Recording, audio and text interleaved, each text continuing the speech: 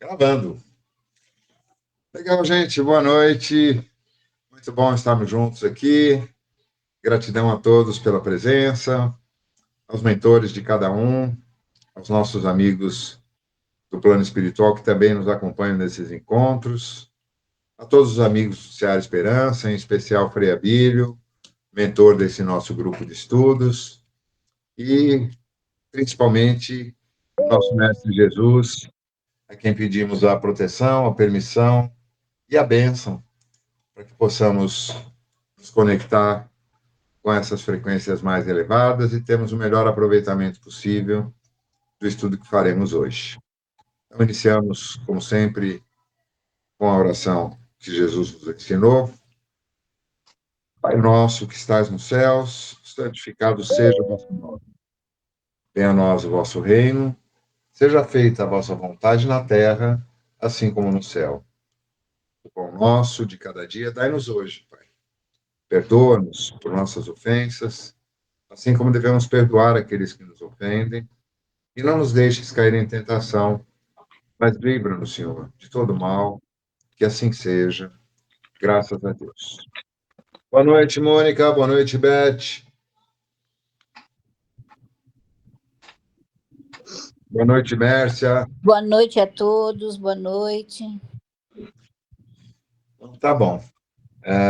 Bom, como alguns que estavam presentes semana passada já sabem, a aula anterior não foi possível gravar por problema com o aplicativo. Essa de hoje já está sendo gravada. Então, aqueles que vão nos ver depois, já fiquem informados que pulamos a gravação da aula número 21 da semana passada. Hoje nós vamos começar dos últimos capítulos do livro, que é o capítulo 27º, que tem um tema também interessante. Quando as crenças desencadeiam enfermidades ou promovem a cura.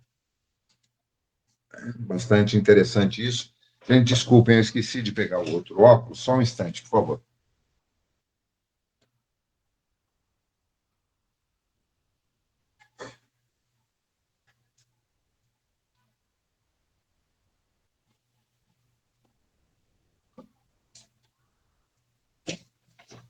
Esse aqui é bem mais confortável para fazer a leitura. Antes disso, todos bem? Todo mundo tranquilo? Alguém tem algum comentário ou alguma coisa que queira compartilhar com o grupo antes da gente iniciar a leitura? Então tá, o silêncio significa não, né? Pelo menos é assim que eu estou interpretando. Então vamos lá. Quando abordamos a cura ou o tratamento espiritual com os recursos da medicina do além ou da ciência extrafísica, temos de considerar uma espécie de biologia das crenças de cada um de meus irmãos. Biologia das crenças. Vou gravar essa expressão. Segundo nossas observações, muita gente que se diz curada ou que foi beneficiada pelo tratamento espiritual, ou mesmo pelo tratamento de ordem energética ou física, volta ao adoecimento após algum tempo decorrido. Outras conseguem estabelecer um período de pacificação interna dos problemas que desencadearam as enfermidades. Então, podemos deduzir que existe uma espécie de construção das crenças que define os estados de saúde e de enfermidade das pessoas. Algo que merece estudo por parte de meus irmãos espíritas, especialmente por quem almeja o posto ou se considera médium de cura, bem como por meus irmãos que exercem a medicina como profissão ou têm carreiras na área da saúde. Alguém chegando aqui. Boa noite, Odair. Boa noite, Ana.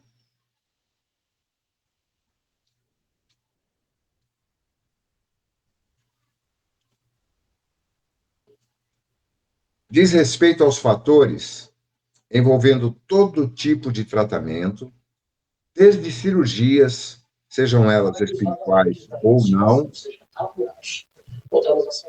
Oi, Adair, por favor, você pode ligar teu áudio? Boa noite, querido. Obrigado. Sejam elas espirituais ou não, até terapias regulares, como as drogas alopáticas, de origem puramente física, passando ainda por remédios energéticos, homeopáticos, antroposóficos, fitoterápicos, etc. Nem sempre, de acordo com nossas observações de estudioso, a cirurgia e a terapia medicamentosa de quaisquer gêneros consistem nos melhores caminhos ou nos instrumentos mais eficientes para abordar os problemas daqueles meus irmãos que reclamam sofrimento. O mesmo vale para tratamento espiritual. Ministrá-lo não traz garantia de que o enfermo será curado, nem tampouco que a cura seja o melhor para ele. Principalmente quando consideramos as crenças internas, as ideias, as opiniões e as matrizes mentais que desencadeiam processos de adoecimento. Ante nossas modestas observações, coincidentes com recentes descobertas de alguns estudiosos, não somente hormônios, informações genéticas e alguns outros elementos que ativam os neurotransmissores e processos químicos determinantes dos estados de saúde ou enfermidade. Muito além desses aspectos está a influência da mente, com as crenças arquivadas e em constante ebulição. Não somente isso, as crenças que jazem nos padrões mentais desencadeiam, determinam e sustentam estados modificados da saúde, promovendo desastres orgânicos. Meus irmãos, prisioneiros de crenças que alimentam traços como medo, culpa, covardia e raiva, cativos de certo modo de agir e reagir ao meio e às pessoas, predispõe o organismo a determinadas condições, de tal sorte que variadas enfermidades se estabelecem, muitas das quais não programadas nem alicerçadas numa necessidade kármica. Muitas enfermidades surgem, de fato, sem necessidade pedagógica, mas como resultado de ideias programadas na atual existência. Originam-se de uma forma de vida interna marcada por ideias fixas, comportamentos recorrentes e outras manias que são o resultado das crenças do indivíduo. Bom, isso, acredito eu, não seja novidade para nenhum de nós, embora seja algo que, quando se aplica a nós mesmos, não é fácil de aceitar, né? A gente tem bastante conhecimento, tanto no nosso círculo de vida, nas pessoas que conhecemos, em que, em alguns casos, a doença, o sofrimento se estabelece e a pessoa, independente de quais meios procura, seja na medicina convencional, seja com tratamentos alternativos ou com tratamentos de ordem espiritual, energética, tem resultados excepcionais que são considerados até milagrosos. Existem muitos casos desse tipo.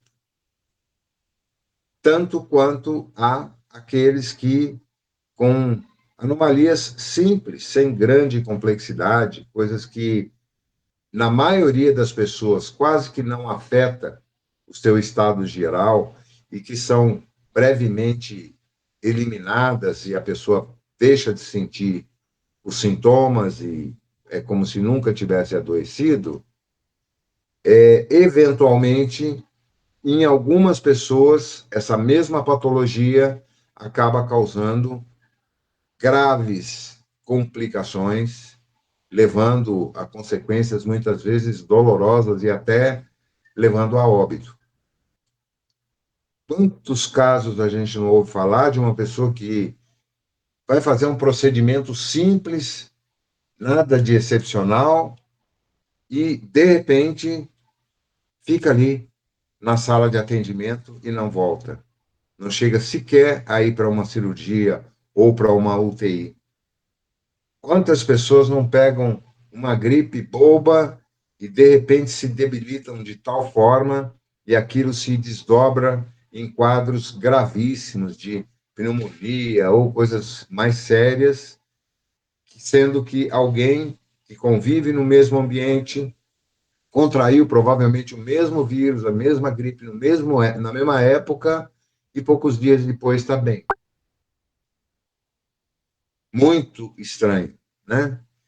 Agora, quando a gente olha por esse prisma que ele está colocando aqui, a gente percebe que esse sistema de crenças que cada um de nós tem a respeito da vida e de si próprios, de nós mesmos, afetam profundamente a maneira como o nosso organismo biofísico reage a quaisquer circunstâncias exteriores ou até mesmo interiores, provocando quadros gravíssimos, dolorosos. Isso tem tudo a ver. Uma pessoa que vai ao médico queixando-se de algum tipo de dor ou doença, mas já vai pensando, esse médico é uma porcaria, isso aqui que ele está me receitando não vai resolver nada. Certamente já está determinando o rumo que vai tomar o desenvolvimento da sua patologia. Enquanto que outras já vão com uma grande confiança, puxa vida, que bom que eu vou ser atendido, que maravilha, já entram com otimismo, com perspectiva, com esperança de que aquele atendimento vai ser importante para a sua cura, tomam um remedinho bobo ali, que não faz grande diferença, mas se cura completamente. Muitas vezes de patologias graves, tidas até como incuráveis pela ciência médica. Então, essa imensa diversidade de situações e de casos é que nosso amigo está abordando aqui. E tem a ver com a crença profunda que cada um de nós tem a respeito de nós mesmos e da nossa vida de relação com outras pessoas e com o ambiente que nos cerca. Pessoas que são enraivecidas, que estão sempre indignadas, sempre caindo em armadilhas de entrar em discussões tolas, às vezes por uma situação inócua, acabam desenvolvendo situações gravíssimas, enquanto que outras superam dificuldades imensas, transtornos de toda a ordem, porém com resiliência, com equilíbrio, com paciência, e acabam superando as maiores dificuldades. Eu creio, essa é a interpretação que eu faço daquilo que ele está colocando aqui. Sendo assim, retomamos o tema inicial, do êxito dos tratamentos. Enquanto não for abordada a questão das crenças, da maneira de pensar e da necessidade de reorganizar emoções e mente, não podemos dizer que ocorreu uma cura definitiva, genuína, duradoura. Quando muito, pode haver uma reação física a uma ação externa, patrocinada por espíritos, médicos e a medicina humana, ou mesmo por tratamentos energéticos. Não obstante, a cura somente ocorrerá de fato quando a pessoa reelaborar, ou ao menos refletir, sobre sua maneira de ver a vida e o mundo, enfim, de ver a si própria e considerar suas atitudes mentais, suas reações ao meio, às pessoas e às situações. Do contrário, a chamada cura não passará de um esparadrapo fadado a cobrir por um tempo mais ou menos longo, a ferida de onde escoa o fluido mórbido, mas este virá novamente à tona por outros caminhos e outras vias, pois a gênese do problema não foi abordada. Isso é para refletir muito, né, gente? Como é importante o nosso estado mental e como ele afeta diretamente a nossa imunidade às agressões do meio, a nossa resiliência diante de situações que poderiam nos adoecer ou mesmo nos causar problemas dolorosos, situações difíceis, dependendo de como reagimos ao meio que nos afeta. Há pessoas que estão constantemente reclamando de algumas situações em potencial.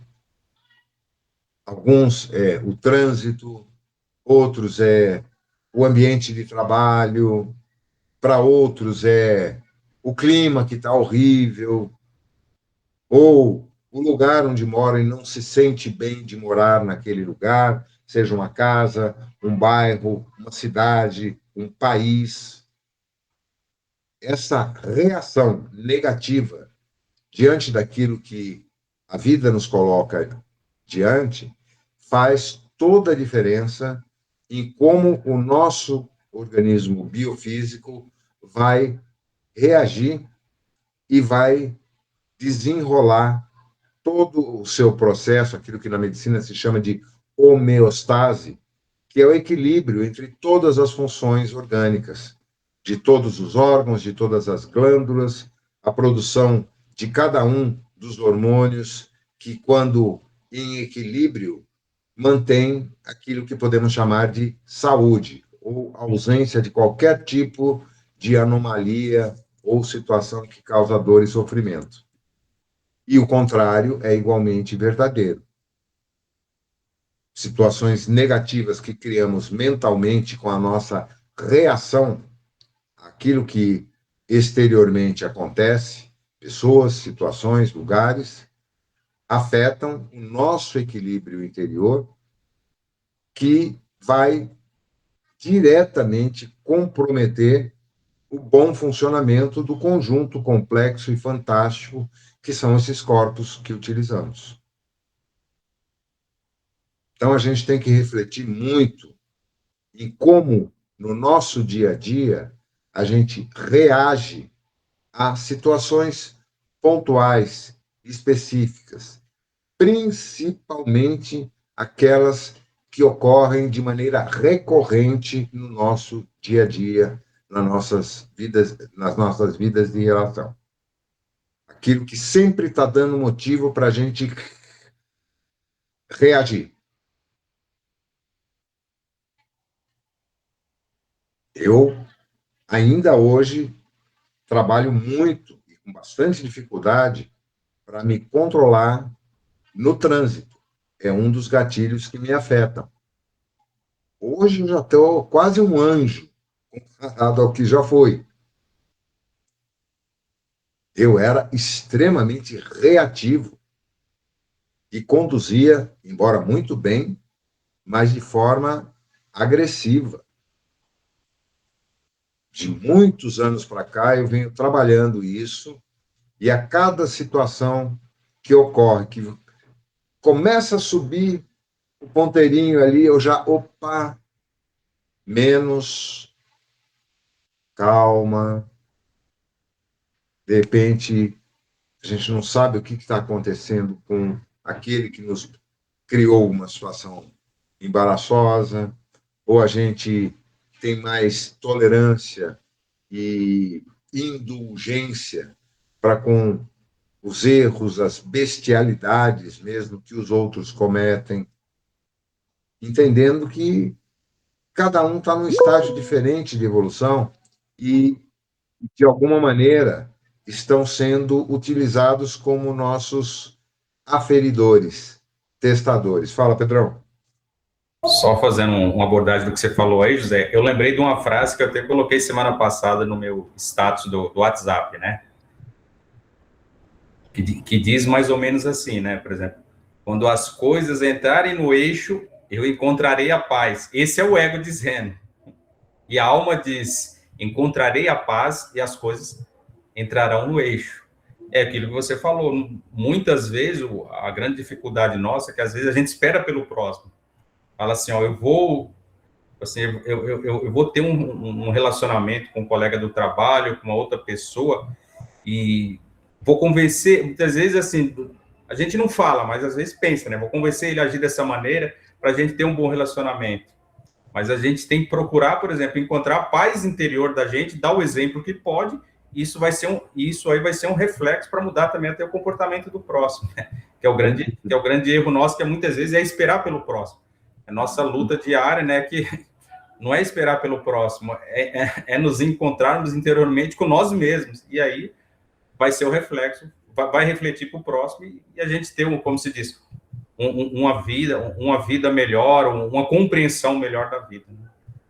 Perfeita a tua colocação. Eu, sempre que, de alguma forma, vem à tona ou vem à pauta esse tipo de assuntos, eu me lembro, e a Melissa vai lembrar comigo, da nossa querida amiga Benê, que nos deixou há pouco tempo. Não sei se você soube, meu, que a Benê faleceu. Sim. Então, e logo que nós iniciamos esse grupo, no primeiro ano, ainda lá em cima, do lado do salão principal, lá no Ceará, tinha uma salinha pequena ali que foi reservada para nós, e a Benê era nossa colega de classe ali. Naquele ano, nós começamos o estudo do livro da Irmã do Fogo, Reforma Íntima Sem Martírio. E se abordavam muito esse contexto geral. E ela nos deu uma lição maravilhosa de uma ação que ela praticou em relação a uma pessoa que a espezinhava, a prejudicava, criava um monte de situações desagradáveis, e aquilo já se prolongava há muito tempo, até que ela foi orientada ou intuída a fazer aquilo que ela chama de envolvimento de amor. E ela passou a diariamente projetar energias de amor, de paz, de compreensão, sempre procurava algum motivo para elogiar sinceramente, não com hipocrisia, mas elogiar qualquer coisa naquela pessoa. E num curto espaço de tempo, houve uma mudança dramática no comportamento dessa pessoa em relação a ela, e acabou se desenvolvendo ali uma grande amizade. Na época, a Melissa também passava por um problema muito semelhante, com uma pessoa do trabalho. Ela aplicou essa mesma técnica e o resultado foi o mesmo. Também essa pessoa veio, ao longo do tempo, a se transformar numa amiga querida. E também já encerrou a jornada dela não faz muito tempo, né, meu? Então, isso se aplica a qualquer situação nas nossas vidas. E a gente tem que estar atento, porque nós temos muito pouco tempo, gente. As coisas estão acontecendo rapidamente, numa velocidade estonteante, exponencial. Não nos resta muito tempo mais para colocarmos em prática aquilo que a gente já sabe de sobra. Já temos teoria demais, mas a gente pratica tão pouco daquilo que a gente sabe e não se dá conta de que, sei lá, para qualquer um pode ser a última oportunidade, não importa a idade, o estado de saúde, a segurança relativa que a gente dispõe, nós não sabemos quantos minutos de vida nós temos, nem quantas décadas. E isso não será cobrado, principalmente de nós que tanto temos aprendido. Isso é muito sério.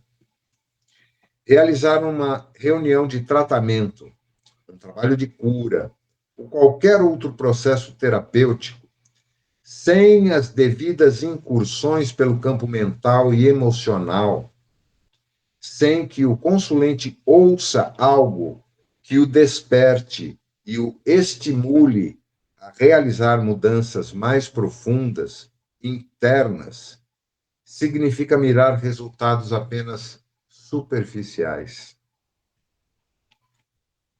É essencial dirigir-se à necessidade de reavaliar sua maneira de lidar com o mundo, suas crenças castradoras e limitadoras, bem como buscar estabelecer uma relação entre as ideias e as emoções e as reações desencadeadas no organismo físico.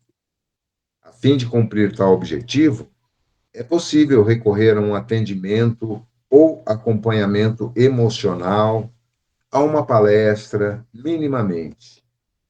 Enfim, a alguém que saiba sensibilizar o consulente para a mudança. E isso é uma coisa que, infelizmente, a gente nota muito. Na medicina convencional é a regra, né? O atendimento é normalmente frio, impessoal, muito pouco humanizado, como temos discutido aqui largamente, sem nenhum acolhimento, geralmente depois de situações que já deixam o paciente numa pré-condição irritadiça, porque marca uma consulta numa hora, é atendida com muito atraso, ou é mal atendido, mal informado, mal orientado, fica descontente com o tratamento. Ele já está se predispondo não a curar-se, mas a agravar o seu quadro. E numa casa espírita, seja ela de que denominação for, simplesmente a pessoa fica lá, sentada num salão, ouvindo alguém falando ali, ou um vídeo. Ela não está nem prestando atenção, ela está olhando na tela ali, se o número dela não está sendo chamado. Puxa vida, eu vou me atrasar. Caramba, será que onde eu deixei o carro lá é seguro? Caramba, esse sapato está apertando. Está totalmente desconectada. Aí ela é chamada, é colocada numa maca ou numa cadeira, recebe lá todo mundo mudo, calado, ou fazendo uma oração mecanicamente. Pronto, acabou, vai embora.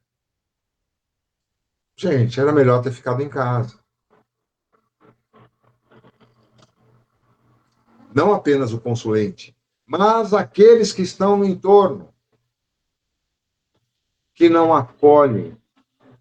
Tudo bem, tem alguns lugares, algumas situações, em que não é função daqueles que estão ali, por exemplo, no TE, nome mais comumente usado nas casas espíritas, naquele momento, ficar fazendo preleções ou conversando com a pessoa. Isso é feito em outro momento, seja na entrevista de acolhimento ou triagem, como se chama, seja com uma entidade que vai atender a pessoa de uma maneira mais individualizada. Ali, no tratamento, não cabe isso. Mas, gente, um sorriso, pegar nas mãos da pessoa, olhar nos olhos dela, falar com carinho, com atenção, como se fosse alguém muito, muito querido que estivesse ali, ajudá-la de forma muito comedida, mas ao mesmo tempo carinhosa, a se acomodar na cadeira ou na maca, dizer algumas palavras que coloquem a pessoa minimamente receptiva, não proferir mecânica, eleve os seus pensamentos ao nosso Mestre Jesus. O que significa essa frase para alguém que não está conectado? Nada. Nada. Agora, que bom que você veio, que bom que você está conosco aqui hoje. Procure abrir seu coração, se acalme, tenha certeza que você está sendo muito bem acolhido por amigos queridos, não apenas nossos, mas seus, que se encontram aqui nesse momento. A gente não sabe quem são, mas certamente eles estão aqui presentes. Não sei, uma fala breve de algumas palavrinhas que deixe a pessoa confortável para que ela se sinta acolhida. Às vezes, apenas um sorriso basta. E não aquela atitude sincera ou aquele estereótipo, aquela máscara que alguns médiums ostentam para demonstrar que estão sob a conexão com uma entidade, seja ela qual for, mal encarada, séria, uma postura rígida. Essa entidade que está se utilizando do médium está precisando de tratamento e não em condições de tratar ninguém. E a gente vê muito isso. Agora, não importa o que os outros fazem, eu não estou falando aqui como uma forma de censurar comportamentos, mas de abrir os olhos de todos nós, inclusive o quanto importa, não nessas situações, porque eu não atendo ninguém deitado numa maca, eu não dou passe em ninguém há muitos anos, mas eu convivo com pessoas todos os dias, em inúmeras situações, muitas delas desagradáveis. E é aí que eu tenho que exercitar, colocar em prática esse conhecimento. Não dentro da casa espírita. Lá não tem valor nenhum, lá é todo mundo bonzinho, todo mundo irmão, como num templo evangélico, como num terreiro de Umbanda. Entrou ali, é todo mundo do bem. Saiu, pronto, já vira bicho. Não adianta nada. Assim como não adianta nada alguém que vai a um médico reclamando, resmungando, cobrando os seus direitos, o médico atende de má vontade, passa uma medicação, não vai fazer efeito. Vai piorar. É melhor tomar um chazinho. Por mais grave que seja a doença. E isso se aplica principalmente aos transtornos mentais, que são a grande maioria dos casos que hoje levam as pessoas a buscar auxílio espiritual porque não conseguem encontrar um suporte e uma melhora no tratamento convencional, com psicólogos ou psiquiatras, que nada mais fazem do que receitar e depois ficar corrigindo. Isso aqui, vou aumentar um pouquinho disso, vamos colocar mais esse daqui para contrabalançar o efeito daquele. Quando a pessoa vai ver, ela está tomando 5, 10, 20. Tem uma pessoa que eu falei semana passada que toma 33 comprimidos por dia. Tem pouco mais de 50 anos. Ou uma outra cuja filha, de 24 anos de idade, bonita, inteligente, bem-sucedida profissionalmente, já num quadro de depressão que vem se acentuando, semana retrasada, estava sozinha, que mora sozinha, a mãe também mora sozinha, de repente ela teve um clique, ligou, demorou para atender, ela ligou de novo, a filha atendeu, blá, blá, blá, blá, blá, ela correu para lá. A menina tinha tomado quase 100 comprimidos de, sei lá, antidepressivo, coisa que o vale. Estava em convulsão quando ela chegou lá. Foi socorrida a tempo, ficou uma semana internada na UTI e agora está dependendo de suporte diário, que foi uma tentativa de suicídio involuntária. Ela não queria exterminar a própria vida, ela só queria reduzir aquela dor que não passava de jeito nenhum. Então ela começou a tomar, e tomar, e tomar, e a dor não passava, e ela tomava mais, até que entrou em convulsão. Gente, quantas pessoas não estão passando por isso no nosso entorno? E se a gente observar de uma maneira bem imparcial e sem querer fazer julgamentos e nem diagnósticos de espécie alguma, um dos fatores em comum nesses casos, é a falta de fé, a falta de esperança na vida. Pessoas que às vezes têm tudo de material, tudo que a vida pode oferecer de bom, tem sucesso profissional, tem boa aparência, tem dinheiro, tem recursos, tem uma família maravilhosa, tem grupos de amigos, mas se sente profundamente solitário ou solitária, incompreendido e não consegue se expressar, conversar com ninguém, porque ninguém quer ouvir o que ela precisa dizer e ela também não consegue, porque ela não sabe explicar de onde vem essa dor, essa coisa, que nem disse uma menina de 13 anos que estava se automutilando.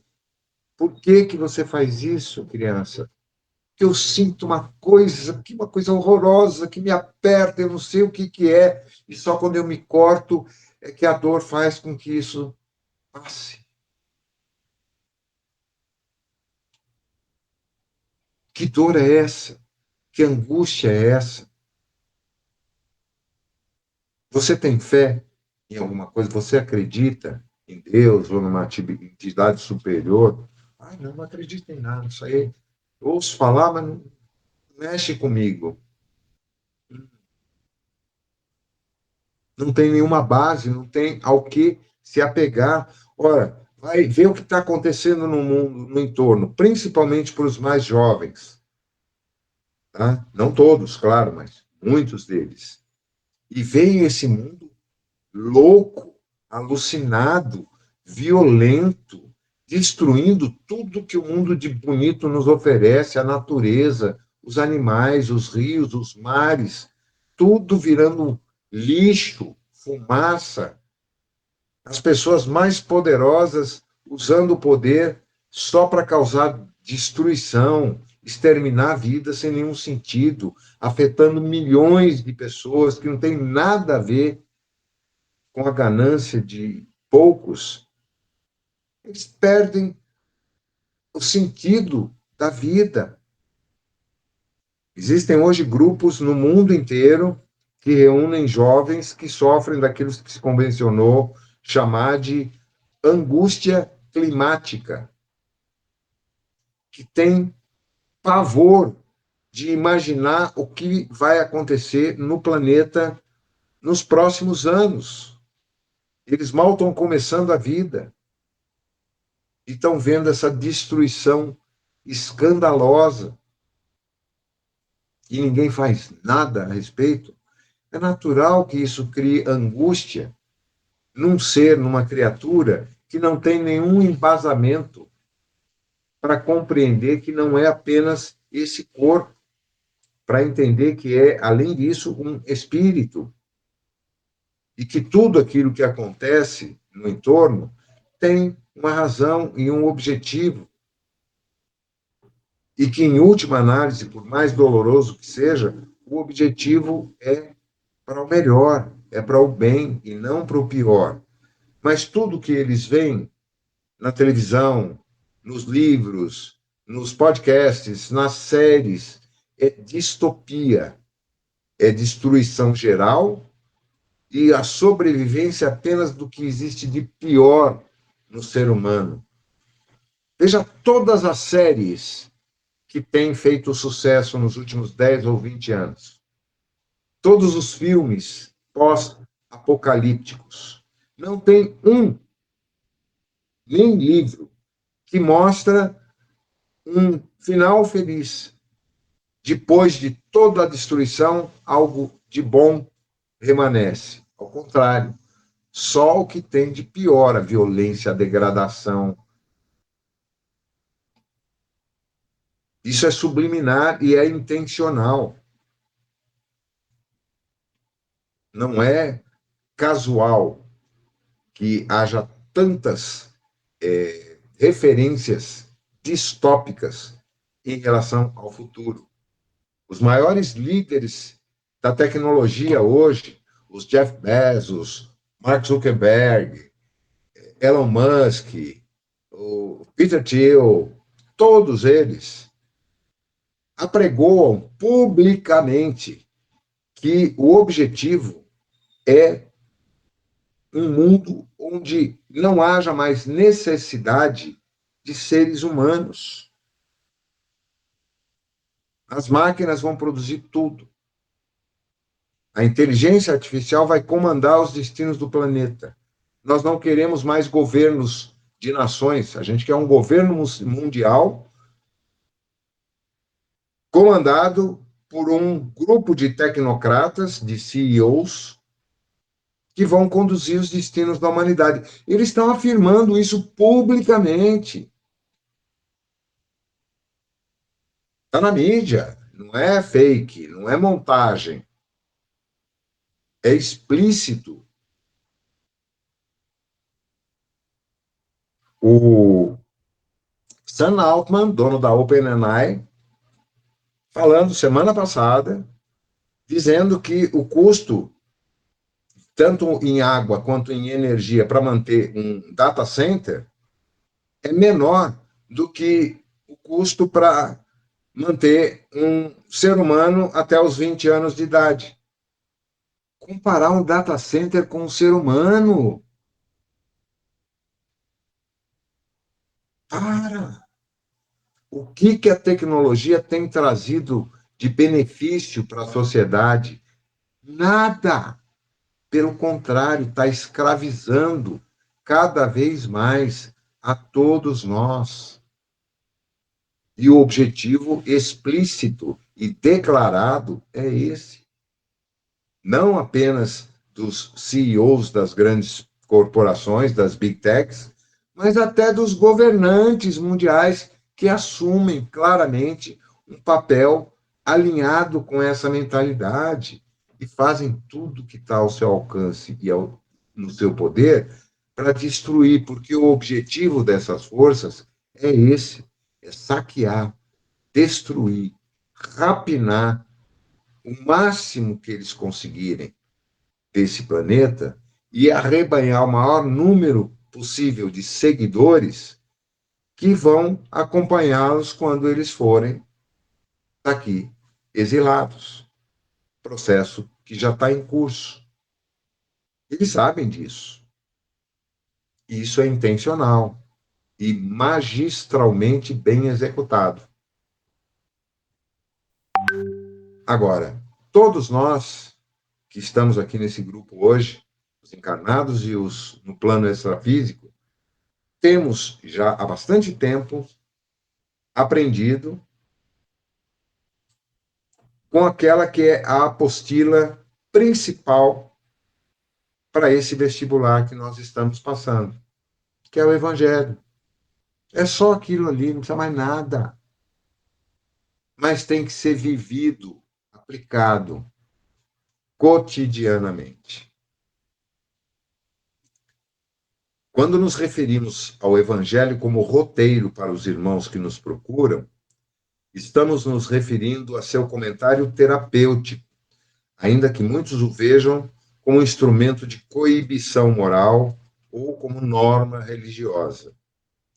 Há até os que fomentam, a partir da interpretação que dão ao Evangelho, um assistencialismo paternalista que recebe o enfermo como sofredor e perpetua esse seu papel. Eu fico indignado quando chamam as pessoas que procuram atendimento no centro como assistidos. Eu vou usar a palavra que me veio à mente agora, porque não caberia aqui. Em hipótese pior, veem-no como vítima do passado, da reencarnação, dando vazão, assim, a um dos maiores despaupérios diante da dor alheia. Acolher, sim. Consternar-se e passar a mão na cabeça, jamais.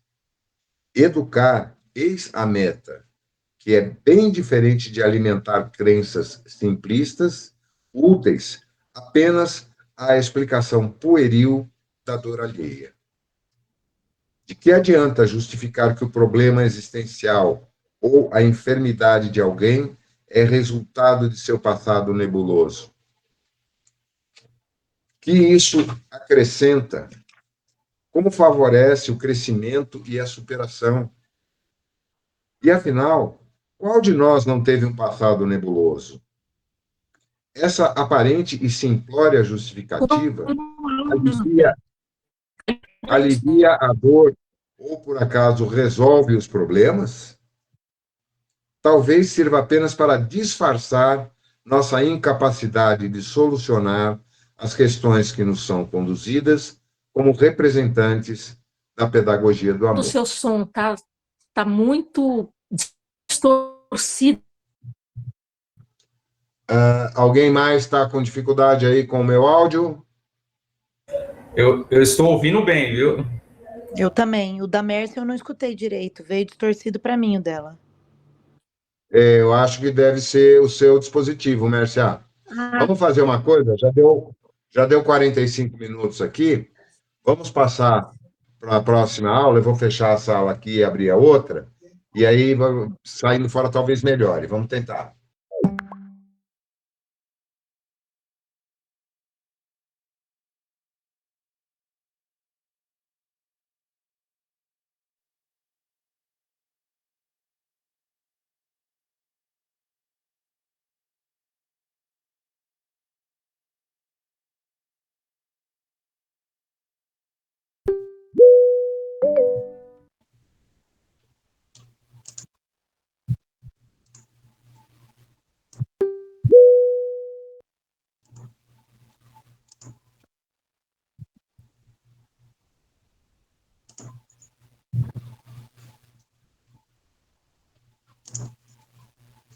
Vê se melhorou agora, Mércia.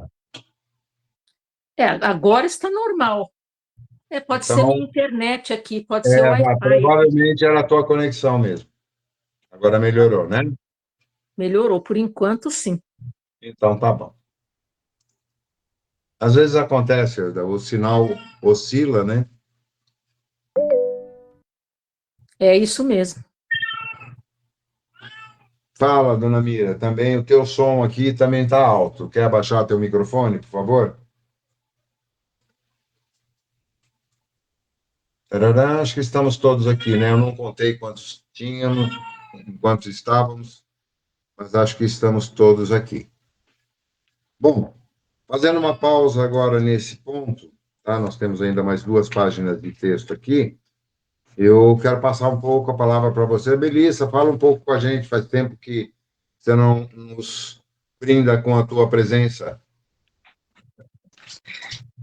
Então, eu quero dizer que nas 2 semanas anteriores, que eu não pude participar, eu estava muito ocupada tentando otimizar o tempo da minha faculdade atual, porque eu vou prestar concurso público de novo. Então, eu peço desculpas, mas eu acompanhei no grupo, né, as discussões, as postagens, tal. E hoje, para poder falar sobre a influência da fé nos processos de cura e doença, eu tenho uma experiência interessante para compartilhar. Apesar, né, de nos equipamentos de saúde não ser bem visto a gente falar abertamente sobre religião, para poder não tomar nenhum partido e nem exibir nenhum tipo de crença para os pacientes. Durante toda a minha experiência no serviço público, eu tive a mesma resposta em relação aos pacientes que manifestaram abertamente as suas crenças ao longo dos tratamentos, né? Então, apesar de eu não ser médica, todos os tratamentos em que os pacientes disseram para mim, olha, eu estou indo na minha igreja, ou então eu não deixo de participar do meu culto, eu confio naquilo que o padre, que o pastor falou, ou então as minhas entidades, os meus guias me disseram.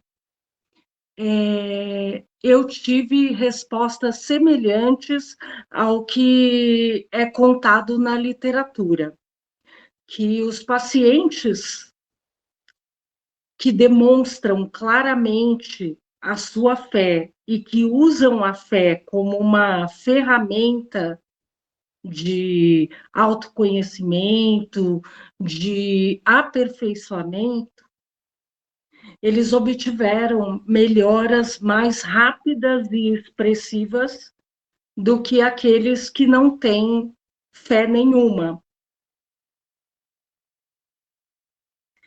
E um outro detalhe importante: aqueles pacientes que se dizem agnósticos são aqueles que mais propagam e fortalecem a fé dos demais. Porque são aqueles que, quando têm resultados expressivos, não têm a que atribuir. Porque muitas vezes ainda não existe uma explicação plausível no meio científico. Então, eu acho que essa conclusão, essa teoria de que as pessoas que têm algum tipo de fé praticante ou de espiritualidade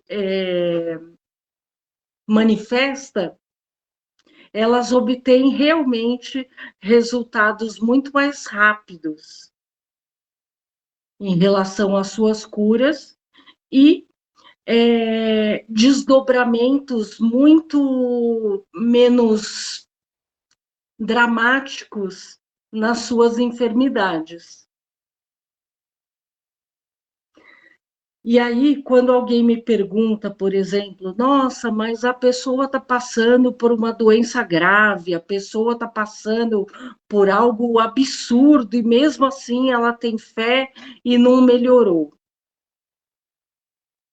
Então, nesse momento, a gente tem que levar em consideração que a pluralidade das existências pode perfeitamente explicar por que algumas pessoas concordam espontaneamente ou são compulsoriamente expostas a situações mais dramáticas e complicadas.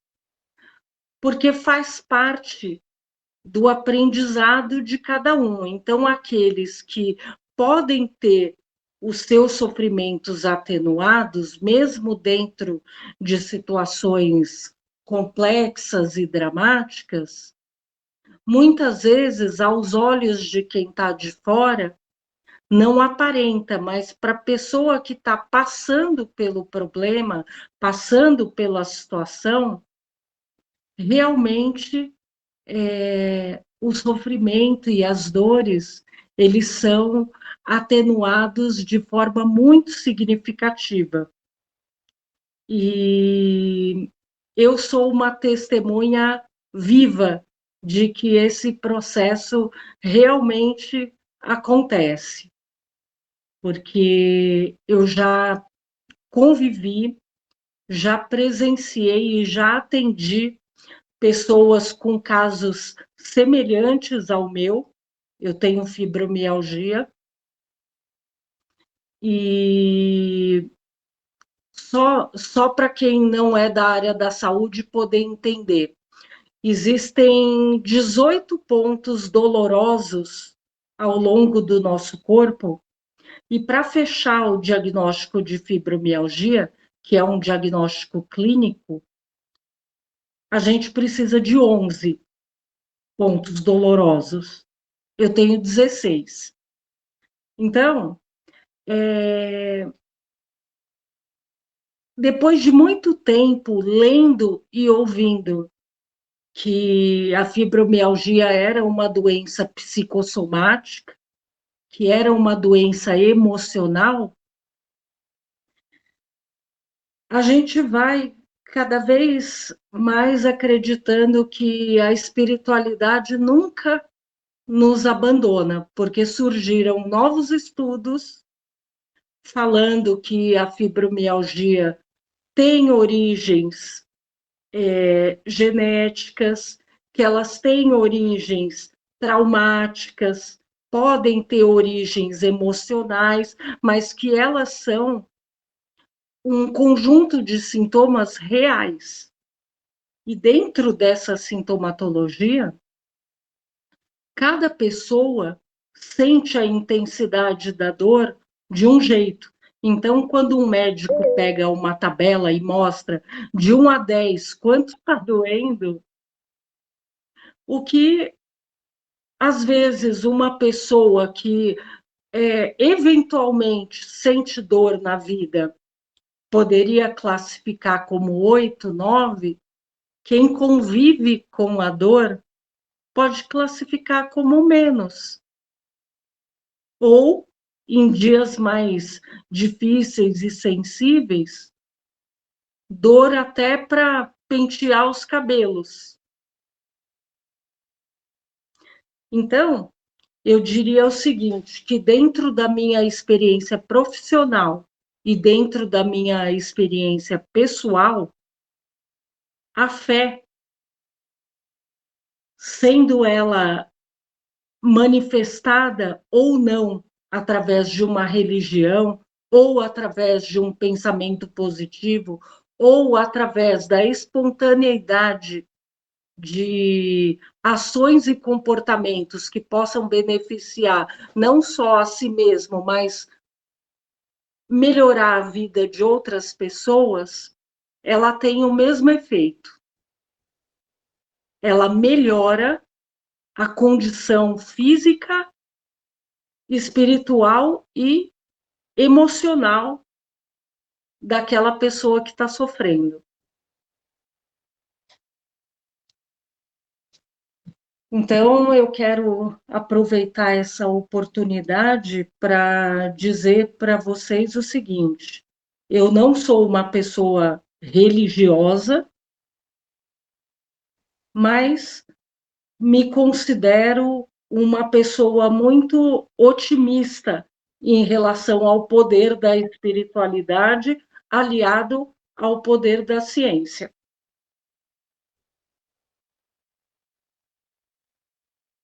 E quero agradecer, né, por poder compartilhar com vocês essa experiência, porque é só quando a gente sente na pele o quanto a dor e o sofrimento podem inutilizar, inviabilizar o dia útil de uma pessoa, é que a gente começa a olhar com os outros, para os outros com mais compaixão, né? Quando alguém fala que está com dor.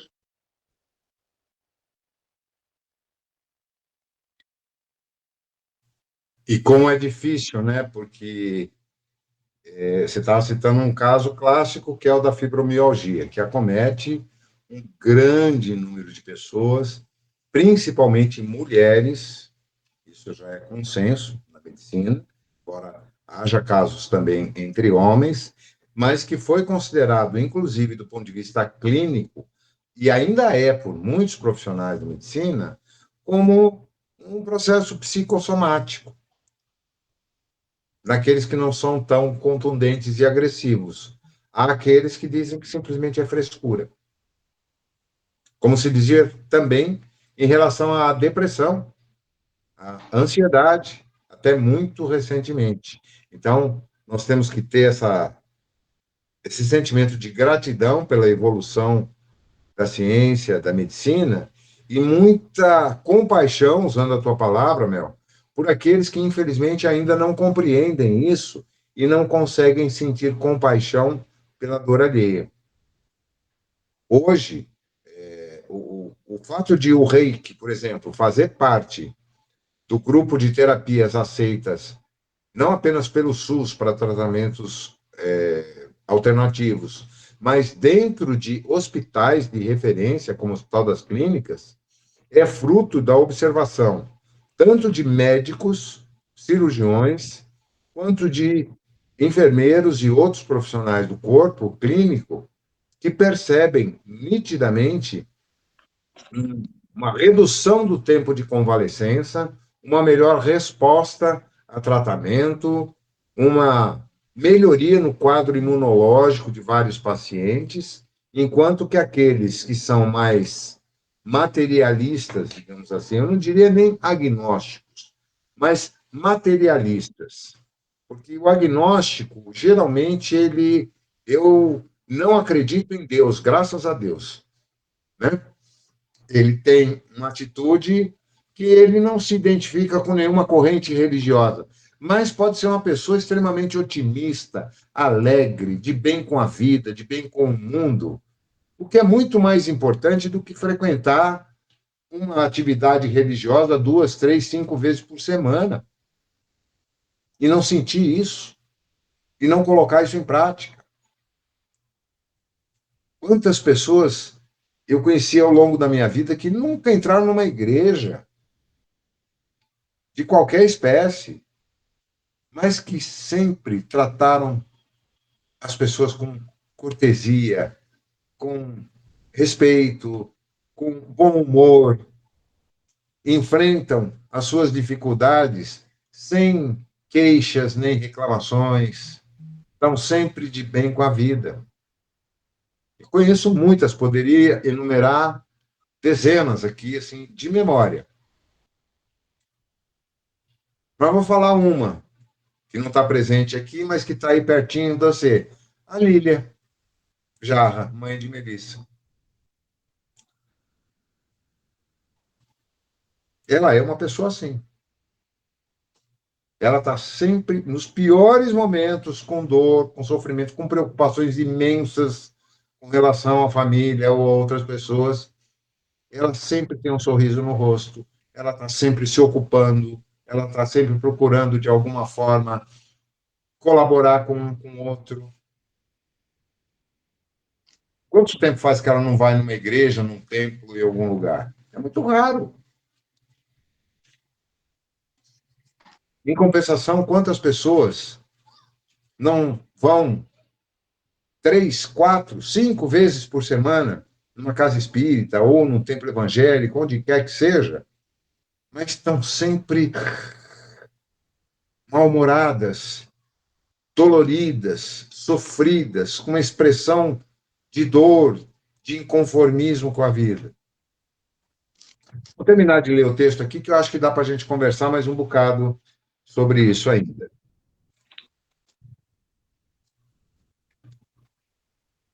Como favorece o crescimento e a superação? Aqui ele está dizendo de que adianta justificar que o problema existencial ou a enfermidade de alguém é resultado de seu passado nebuloso. Que isso acrescenta? Como favorece o crescimento e a superação? E, afinal, qual de nós não teve um passado nebuloso? Essa aparente e simplória justificativa alivia a dor ou, por acaso, resolve os problemas? Talvez sirva apenas para disfarçar nossa incapacidade de solucionar as questões que nos são conduzidas como representantes da pedagogia do amor. Por mais que doa ouvir certas questões, é preciso abordá-las com propriedade, de modo a não massacrar ainda mais aqueles que se punem sob o peso das crenças castradoras, limitadoras e determinantes de sua aflição. A culpa. Como a culpa é pior que o câncer, ou provoca câncer em muitos casos. Como procuramos demonstrar isso? Como procuramos demonstrar, isso é fundamental, a fim de que a cura seja genuína. Nem sempre uma pessoa sofre porque fez algo ruim em outra existência. Muita gente sofre por ignorância. Alguns irmãos diriam por burrice. Fato é que nem toda enfermidade está associada a causas do passado reencarnatório, pois muitos males estão associados a hábitos mentais, emoções desajustadas, pensamentos cristalizados e comportamentos autodestrutivos. Como não abordar esse tema com quem nos pede auxílio? A relação entre as crenças e os comportamentos e, de outro lado, os quadros de saúde e enfermidade precisa ser bem compreendida por aqueles que dizem sofrer, sob pena de regressar o mal para o qual desejam obter alívio. E esse retorna, geralmente, por caminhos mais e mais complicados. Por mais penosa que seja a realidade para muitos de meus irmãos, é fato que os problemas precisam ser abordados sob nova perspectiva. Discutir crenças, padrões mentais, reorganização dos pensamentos e emoções é imperioso para quem trabalha com a saúde humana em seus variados aspectos. Nós, os espíritos, não fazemos milagres. Todo pensamento gestado, concebido e mantido pela mente é capaz de abranger toda a vida do cosmos orgânico, a ponto de influenciar também a vida além túmulo. Muitos espíritos sofrem na dimensão extrafísica não porque fizeram o mal ou vivenciaram situações comuns à massa de humanos no planeta, mas porque suas crenças estabeleceram que suas atitudes são pecaminosas. Essas crenças foram as responsáveis pela instauração do inferno mental e emocional para o qual tais espíritos foram transferidos após o descarte biológico final. Igualmente, foram elas que determinaram o grau de culpa e, por conseguinte, de autopunição que eles infligiram a si próprios. Quando acordam para a realidade de que eles próprios é que se punem e, então, refazem o caminho, conseguem romper com as crenças limitadoras e se libertam verdadeiramente.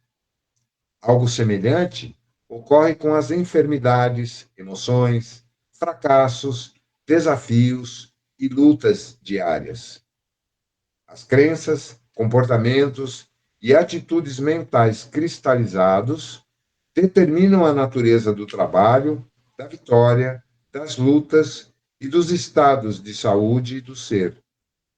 E ouso afirmar, as pessoas que têm mais necessidade de saber disso do que de receber atendimento espiritual.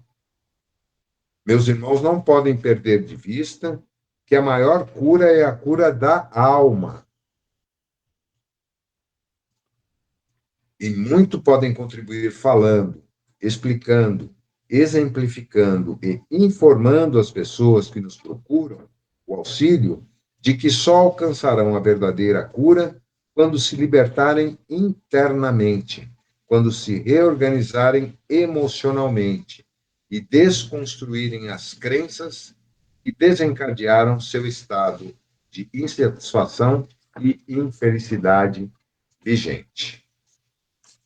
Muito profundo esse capítulo e, como todos, né, leva a gente a reflexões bem profundas. O quanto cada um de nós ainda tem que aprender, né, diante dessas situações que a vida coloca diante dos nossos olhos diariamente, como ainda somos reativos e como nos comportamos mal diante de desafios que outras pessoas nem se abalariam, mas que em nós ainda provocam uma reação profunda. Assim como há coisas que afetam profundamente outras pessoas e que a nós não incomodam absolutamente. É o que a Melissa estava colocando, como é difícil para quem vê, não tem conhecimento e se relaciona com alguém que sofre muitas vezes de dores, de coisas que não tem uma explicação normal, que os exames não apontam, e não tem a compreensão, a empatia para sentir o que ela sente. Pelo contrário, tratam com certo sarcasmo, com ironia, ou às vezes até de uma forma desrespeitosa, porque não adquiriram ainda a sensibilidade para desenvolver esse sentimento que é fundamental para todos nós, que é a empatia. Que é só através da empatia que a gente consegue finalmente chegar perto de amar ao próximo como a nós mesmos. Não tem outro caminho. Mônica está travada no trânsito ou chegou na garagem e não quis descer do carro? Eu cheguei, estou esperando você subir no elevador, vai perder o sinal. E os bichinhos estão tranquilos aí, né? Não estão reclamando, não, né? Não, minha filha subiu com ele. Tá tudo bem, Tá. graças a Deus. Então, tá bom. É alguma coisa séria ou só rotina? Não, é que ele estava com um negocinho na orelha, a gente achou que podia ser algum bichinho, algum carrapato, qualquer coisa assim. A gente não conseguia ver, porque os cabelos, né? Aí a gente levou no veterinário e falou que não, é só cabelo. Não tem nada de bicho. Então, tá bom. Menos mal. Então, tá bom. Você tem algum comentário que você queira fazer, Mônica? Sim, aproveitar. Semana passada eu estava escrevendo sobre crenças, porque eu fiz um curso, e aí ele estava falando sobre crenças nessa parte do curso, né? E aí, o que a gente falou, né? Assim, as mudanças, a pessoa só consegue mudar se ela mudar uma série de campos, né? E a crença é um dos campos. Então, para ela poder mudar, ela tem que mudar a atitude, a crença, o pensamento. Se mudar a crença, mas não mudar a atitude, ela não consegue mudar. Se não mudar a atitude, mas não conseguir mudar a crença, ela volta de novo, daqui a pouquinho, ser a mesma pessoa, vamos falar assim, com dificuldades, né? É tudo entrelaçado, né? E essa da crença é muito profundo. Quando a gente está fazendo os tratamentos, a crença está bem no topo do mental, né? No mental superior, que é difícil de acessar. Bem difícil de acessar uma crença no mental superior, né? E é onde estão as memórias bem enraizadas, né? Então, é difícil mudar uma crença, é difícil, porque a crença não é lógica, ela é totalmente ilógica, não depende da lógica. Ela só depende Isso aí. da pessoa Bom, gente, a acreditar gente ou está não, chegando né? ao Então, é final difícil de desse mudar. livro.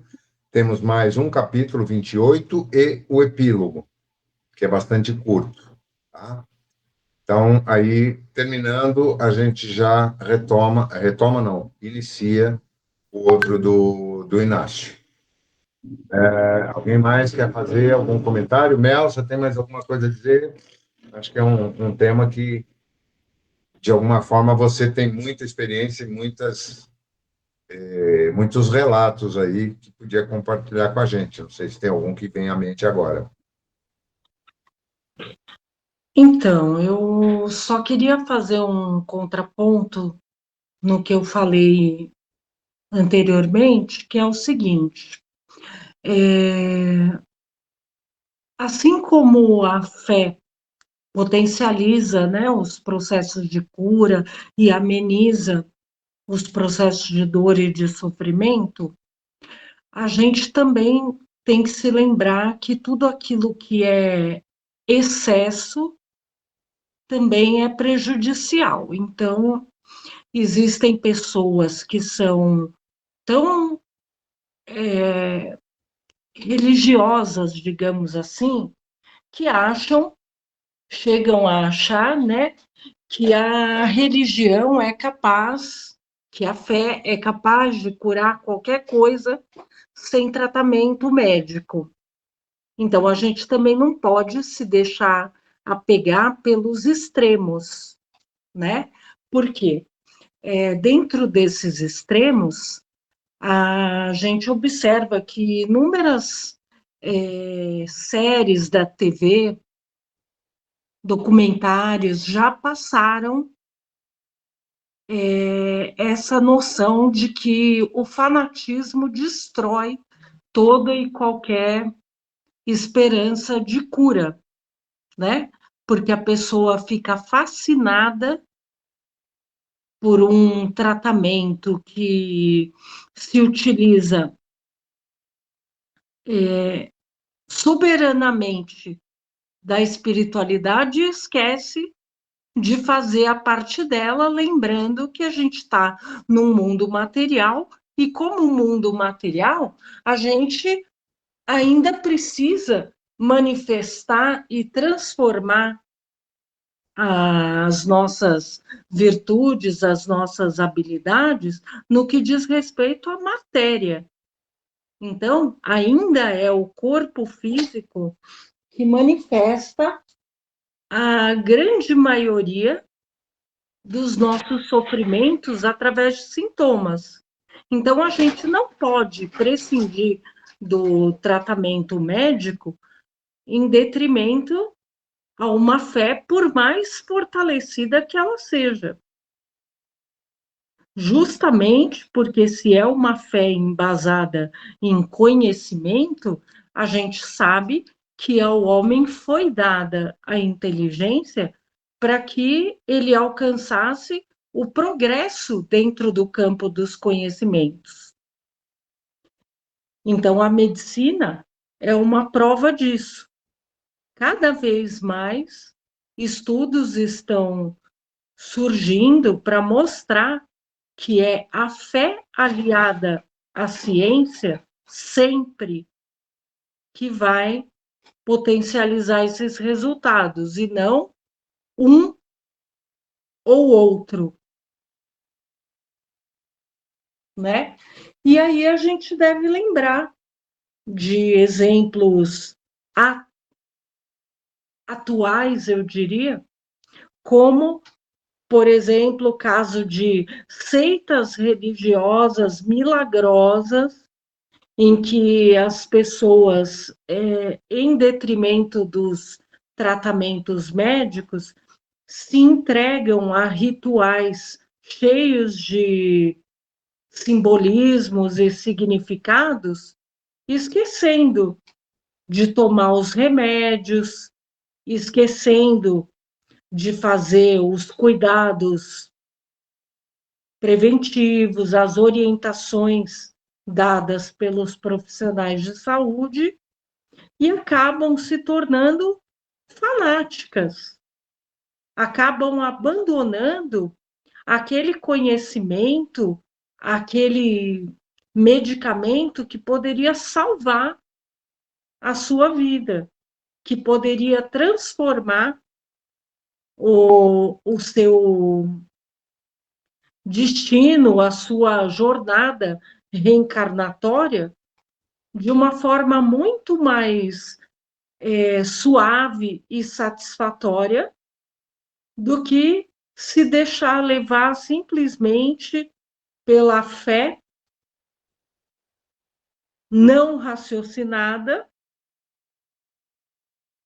esperando resultados semelhantes.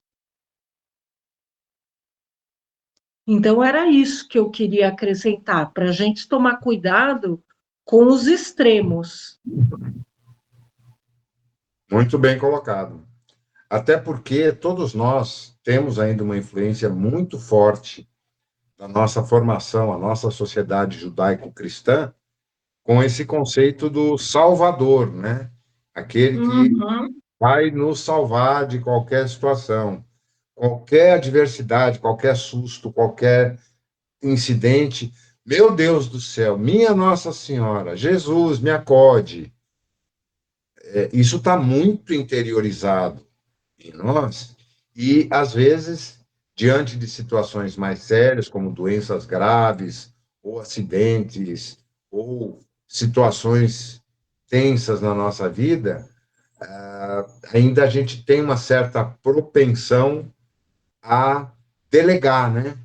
A nossa segurança, o nosso bem-estar, a nossa saúde à interferência divina.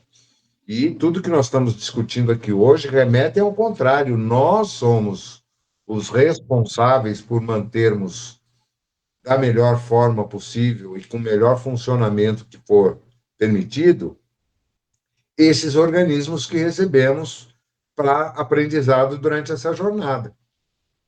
E isso implica os cuidados básicos. Eu não vou escovar dente, eu não vou tomar vacina, eu não vou tomar o remédio para pressão, eu não vou fazer exames periódicos, eu não vou fazer um exame de próstata, simplesmente entregando e delegando à providência divina os cuidados que temos que nós ter conosco mesmos. Diga, meu.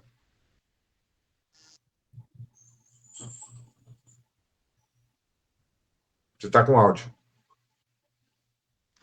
Então, e só para poder complementar tudo isso, lembrar, né, que toda vez que a gente terceiriza o nosso autocuidado para a espiritualidade, a gente não está falando só de uma fé não raciocinada. A gente está falando de uma ingratidão com a parte que nos cabe, né?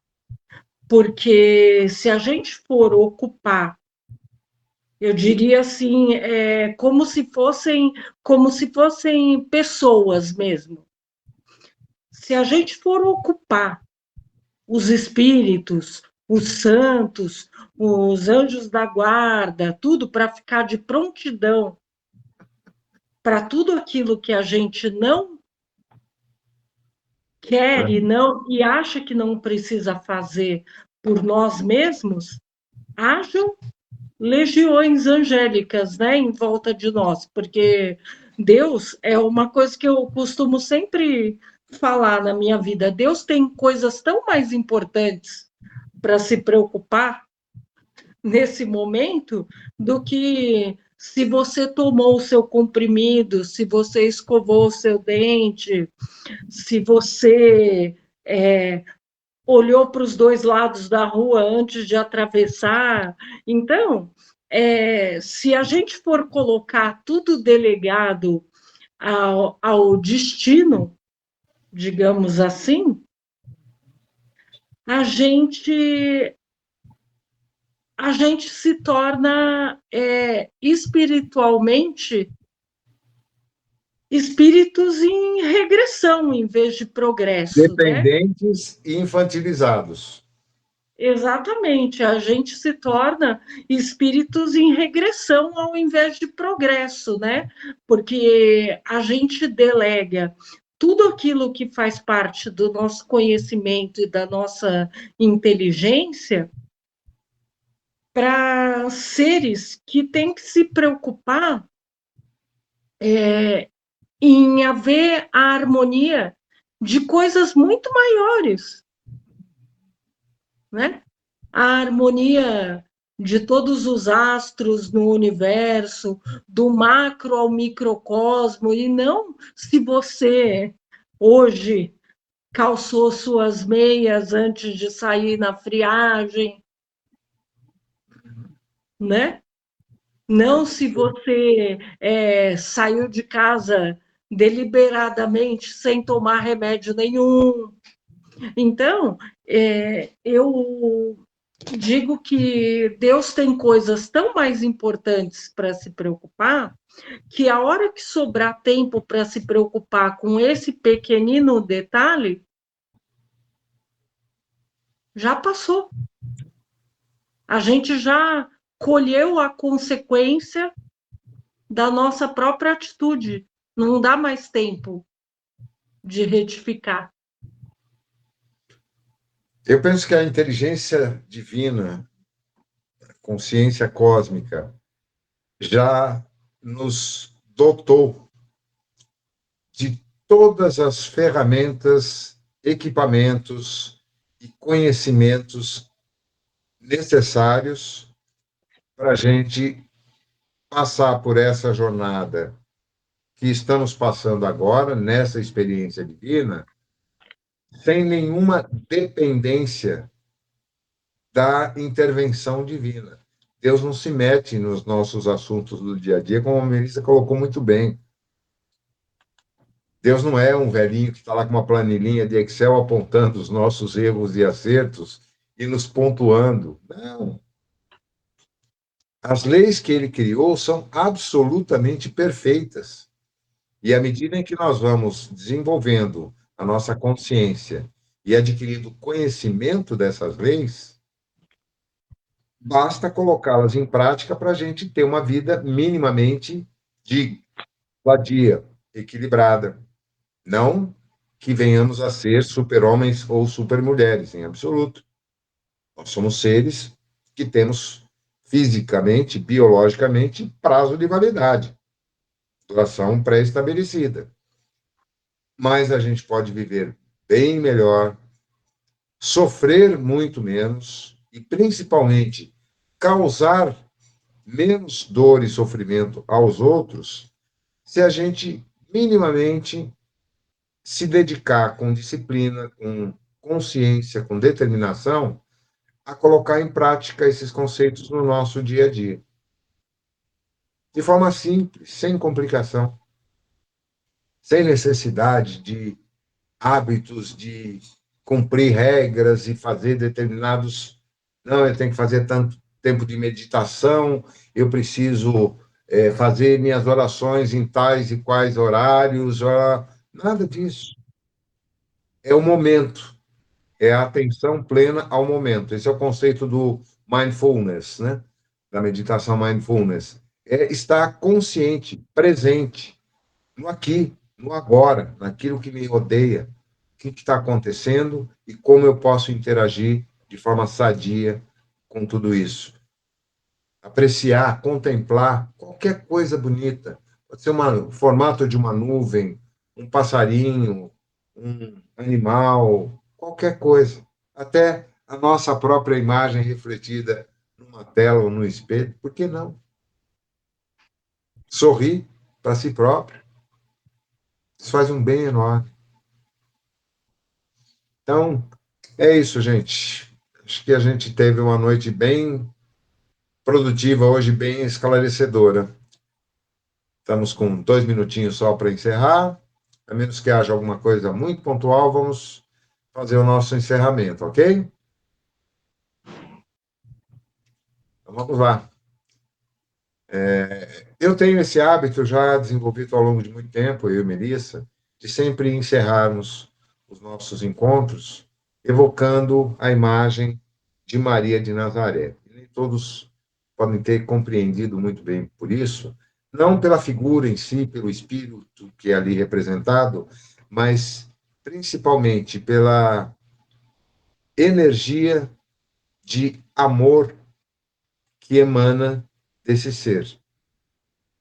Né? E que sempre que nos conectamos com essa faixa de frequência, isso nos permite atingirmos uma frequência vibratória mais elevada e mais amorosa em nosso próprio benefício e no de todos aqueles que se encontram aqui conosco.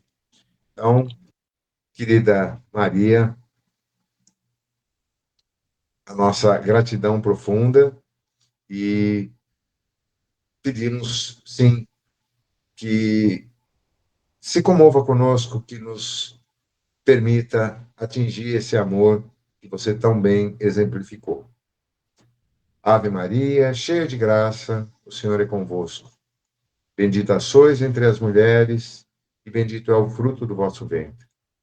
Santa Maria, Mãe de Jesus, roga por nós, agora e na hora de nossa passagem. Que assim seja, graças a Deus.